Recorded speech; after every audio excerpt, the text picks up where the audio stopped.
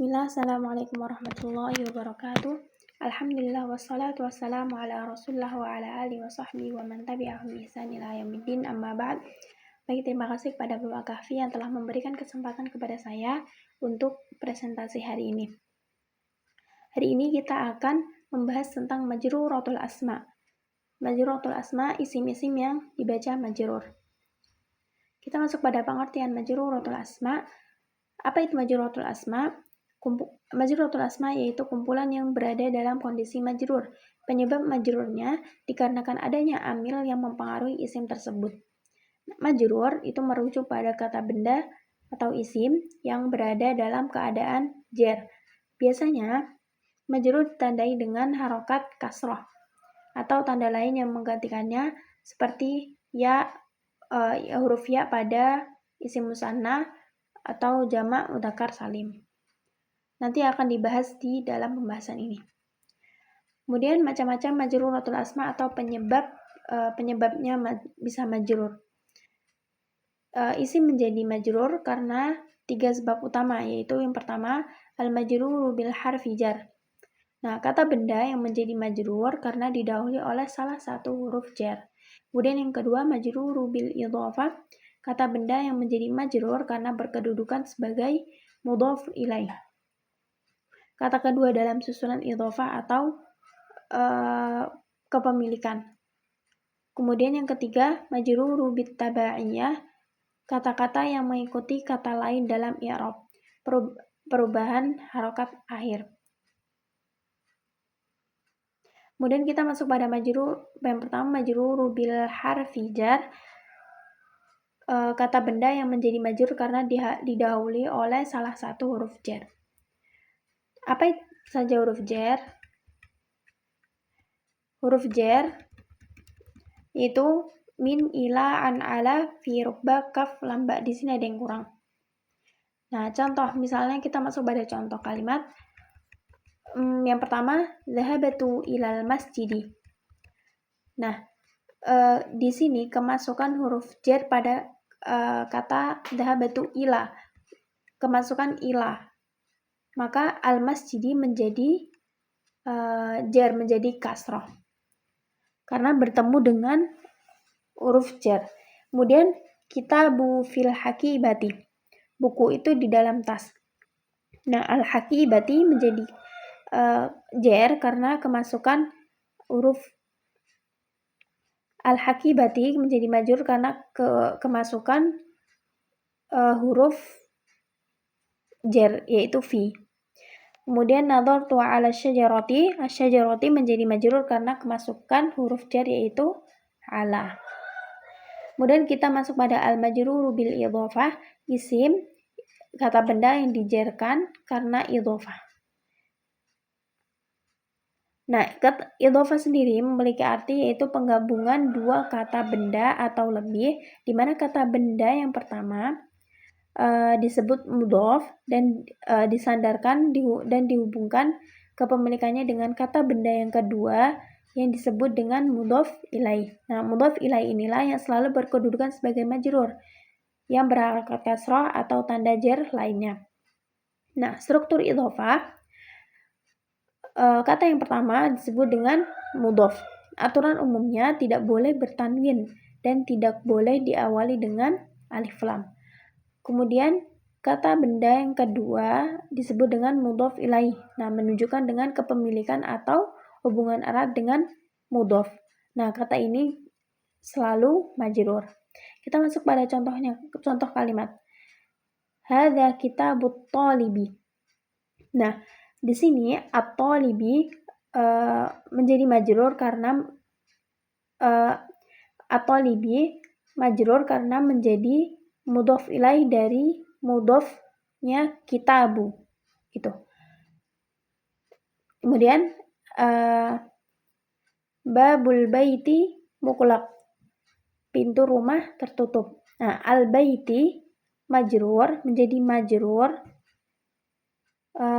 karena menjadi mudhof ilaih dari mudhofnya babu. Oke, kita masuk pada selanjutnya. Al-majruru bit tabaiyah, kata-kata yang mengikuti kata lain dalam i'rab perubahan harokat akhir dengan kata lain tawabi akan memiliki kasus yang sama dengan kata marfu, mansub, majrur, dan majzum. Nah, jenis-jenis tawabi ini dibagi menjadi 4. Ini udah sering disebut di pembahasan-pembahasan sebelumnya. Tapi di sini saya menjelaskan lagi tentang at-tawabi. Nah, at-tawabi itu dibagi menjadi 4. Yang pertama yaitu na'at, yang kedua atof, yang ketiga taukid, yang keempat badal. Nah, kita masuk pada na'at. Na'at atau disebut dengan sifat. Nah, artinya adalah kata sifat yang menjelaskan kata benda. Sifat yang mengikuti man'ut dalam i'rab dan jenis mudzakkar, muannas, bilangan, mufrad, musanna atau jamak, dan ta'rif atau tangkir, ma'rifat atau nakirah. Contohnya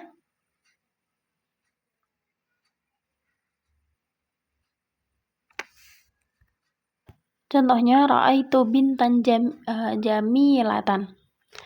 Saya melihat seorang gadis yang cantik. Nah, jamilatan mengikuti bintan yang mansub. Kemudian yang kedua atof, kata sambung. Kata atau frasa yang dihubungkan dengan kata atau frasa yang lain menggunakan huruf atof. Nah, huruf atof itu seperti waw, au, thumma, fa, dan lain-lain. Kata setelah huruf atof ini akan mengikuti i'rab kata sebelumnya. Ma'tuf ilai. Nah, contohnya ra'aitu Aliyan wa Ahmad. Nah, saya melihat Ali dan Ahmad. Nah, Ahmada mengikuti Aliyan yang mansub.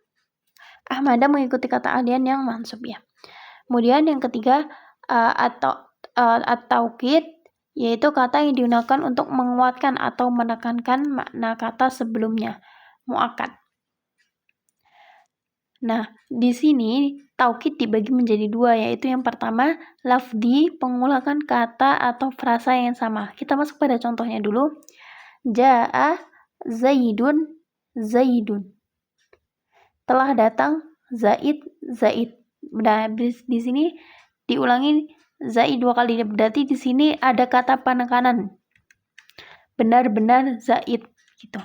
Kemudian jenis taukid yang kedua yaitu maknawi, menggunakan kata tertentu seperti nafs, ain, kul, jami', dan lain-lain yang seharusnya sesuai dengan muakkad dalam i'rab jenis dan bilangan. Nah, contohnya ja'ar rajulu nafsuhu. Telah datang laki-laki itu sendiri. Kemudian nafsuhu, oke. Kata nafsuhu. Kemudian kita masuk pada yang keempat, yaitu badal, kata yang menggantikan atau menjelaskan kata sebelumnya. Nah, badal mengikuti i'rab mubdal minhu. Di sini ada beberapa jenis badal. Yang pertama, badal mutabiq. Nah, badal yang identik atau badal yang mananya dengan mubdal minhu. Kemudian ada badal ba'di minkul, badal yang merupakan sebagian dari mubdal minhu. Kemudian ada badal istimal, badal yang mengandung sifat atau hal yang berkaitan dengan mubdal minhu, bukan bagian dari zatnya. Contohnya telah datang ja'a akhuka Zaidun, telah datang saudaramu Zaid. Nah, Zaidun adalah badalnya dari akhuka. Kemudian a'jabani Zaidun ilmuhu. Nah, kata ilmuhu ilmuhu itu hu-nya adalah badal dari istimal dari Zaidun. Kemudian tanda-tanda majrur. Tanda-tanda majrur di sini disebutkan 3, kasroh, ya, fathah. Kita masuk kasroh. Tanda-tanda majrur ini kasroh adalah tanda jar yang asli atau yang paling utama. Kasroh menjadi tanda majrur pada isim mufrad, yaitu kata benda tunggal. Contohnya bil qalami. Kemudian jamak taksir, kata benda jamak yang bentuknya berubah dari bentuk tunggalnya. Kemudian jamak muannas salim, kata benda jamak khusus untuk perempuan yang berakhiran alif ta. Kemudian ya, tanda yang kedua ya, huruf ya menjadi tanda majrur sebagai pengganti kasroh pada isim musanna, yaitu kata benda yang menunjukkan 2 orang. Kemudian jamak mudzakkar salim, kata benda jamak khusus yang untuk laki-laki yang berakhiran waw dan nun. Contohnya misalnya waw nun atau ya nun. Nah, contohnya misalnya alal mu'minina. Kemudian al asmaul khamsah, 5 kata benda khusus abu, akhu, abu, akhu, fu, du, dan yang lain-lain dalam keadaan jar. Tandanya adalah huruf ya. Kemudian fathah. Huruf tanda yang ketiga fathah. Harokat fathah menjadi tanda majrur sebagai pengganti kasroh pada isim ghairu munsharif. Apa itu isim ghairu munsharif? Kata benda yang tidak menerima tanwin dan memiliki pola perubahan i'rab yang khusus. Misalnya contohnya marartu bi Ahmad. Mungkin sekian presentasi dari saya. Apabila ada kurangnya, saya mohon maaf. Wassalamualaikum warahmatullahi wabarakatuh.